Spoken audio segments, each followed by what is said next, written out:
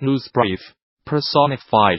The stylish role-playing game from Japanese developer Atlas has sold over 7 million units worldwide.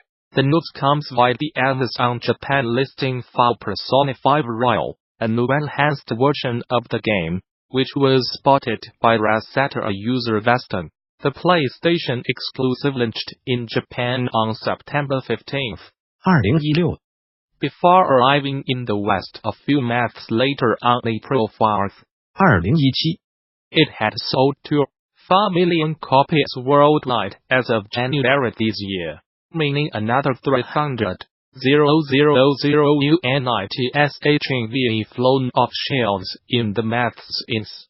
Gearbox's highly anticipated loot 10 of Borderlands 3 will be a 6-month Epic Games Store exclusive on PC. It's a notable addition to the growing number of Epic Games Store exclusives, with companies like Amity Entertainment, Control, Deep Silver, Metro Exodus, Heart Machine, Solar Edge, and Brace Yourself Games, Industries of Titan, all agreeing some form of exclusivity deal with Epic. The partnership means Steam users will have to wait until April 20, 20 to get their hands on the game, and publisher 2K explained the move came from a desirable embrace new distribution platforms. We are excited to be partnering with Epic, who recognize its worldwide popularity, and share in our commitment to bring Borderlands 3 to this rapidly expanding audience, commented 2K President David Ismaila. Our mission, in addition to delivering the most engaging and captivating entertainment experiences, is to embrace new distribution platforms that will contribute to our effort to grow the audience for Borderlands 3. At its core, public relations is largely about creating consistency. Anyone who has been in a PR meeting has heard the word drumbeat more than once. Create a steady pulse of notes to stay in front of your audience. Silence equals a slow, painful descent into anonymity. This is inconsistent with the world of gaming, which, far better or worse, has long development cycles, followed by extravagant launches than silent voids. If PR strives to be John Bonham, keeping time and the drums, gaming is Jimmy Page, wowing audiences with wild crescendos of shock and guitar solos. Connecting these two can be tricky. The newsworthiness lifespan of a game is debatable, but you should be able to keep your game in the discussion for at least a year by breaking it up into 3 phases: pre-launch, launch, and post-launch. For the sake of this article, I will be speaking to small to mid-sized developers, as the rules are different for established and public developers. Pre-launch. The pre-launch portion of your PR program should start about 3 months before launch.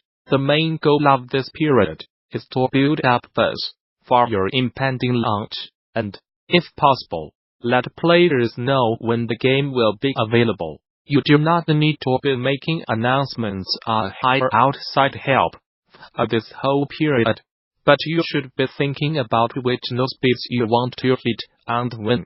In this phase, you will need to give people reasons why they cannot ignore your game. You should think of this like a missile payloads. You want to deliver details about the game, some slick screenshots, and hopefully a cool pre-launch trailer.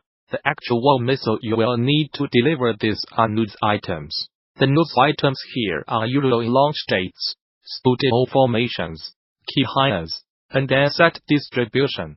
Announcing your game's launch date is an advantage point for press, but most people will not actually care about this unless your studio has a strong track record.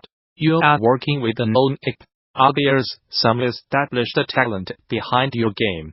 If you do not check those boxes, it's fun to leave a vague launch window and focus on other components in the pre-launch phase. If you do have those, you will want to announce the launch date in conjunction with the game trailer. Some assets, and offer at least one spokesperson to share some details about the game.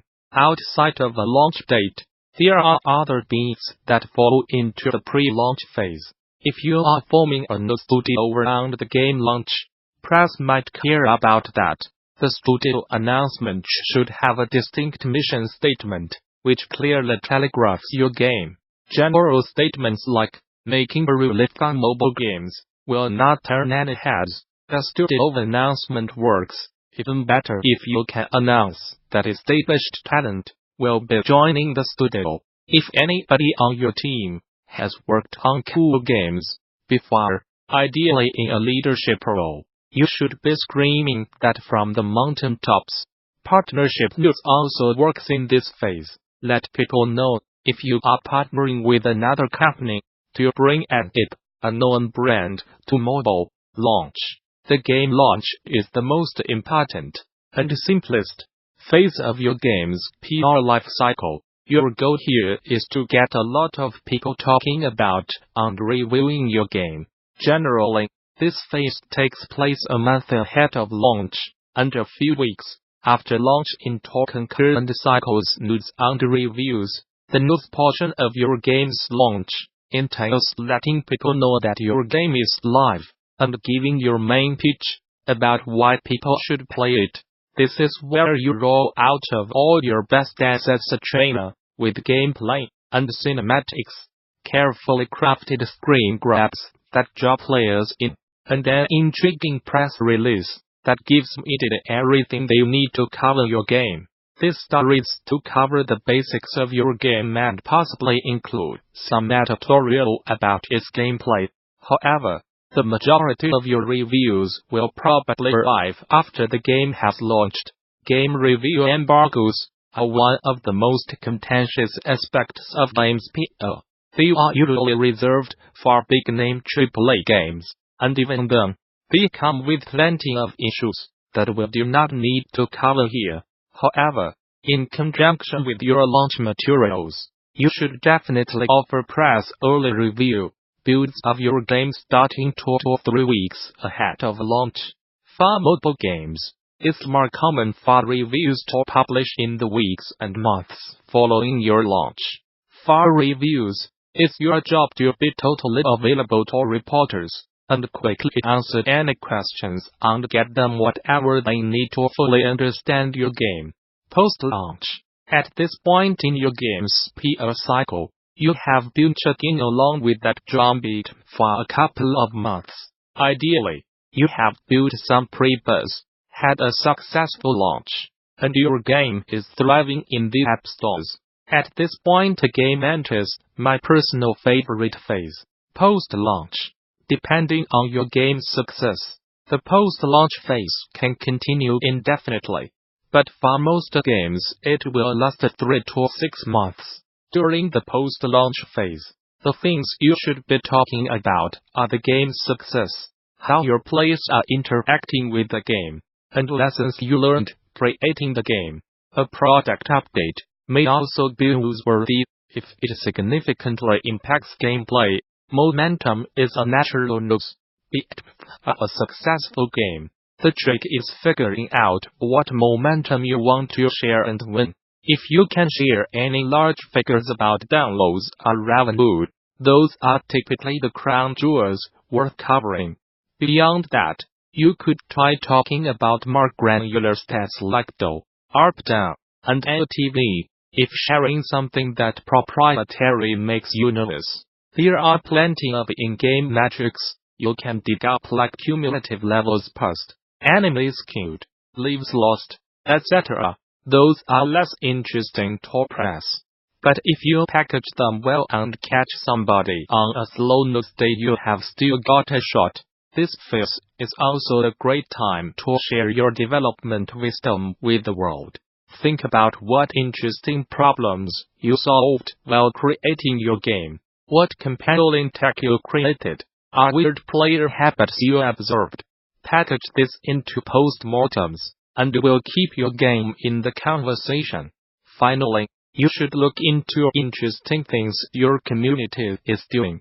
This one is tricky because it's rare and harder to identify.